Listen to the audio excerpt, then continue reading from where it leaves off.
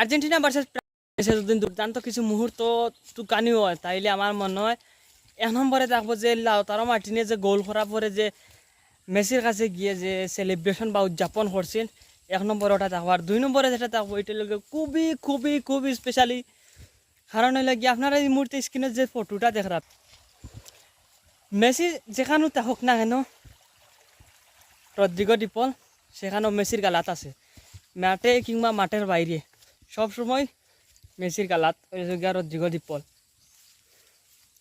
যেমনটা আপনারা স্ক্রিনে এই মুহূর্তে দেখতে পারা।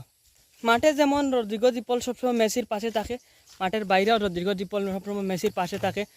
জাতীয় সঙ্গীতের সময় মেসির পাশে আছিল রদ্রিগো ডি পল, এবং জাতীয় সঙ্গীতের পরে যে সাইড বেঞ্চে যে রেস্ট প্লেয়ার আছিল, রেস্ট তারা বেঞ্চে যে সময় বইছে তখন রদ্রিগো ডি পল মেসির পাশে, মানে সবসময় মেসি রদ্রিগো ডি পলটা সবসময় কাছে পায়। আর আমার কাছে মনে হয়েছে দুর্দান্ত একটা মানে মুহূর্ত হইল গিয়া রদ্রিগো ডি পল সবসময় মানে মেসির গালাত আছে।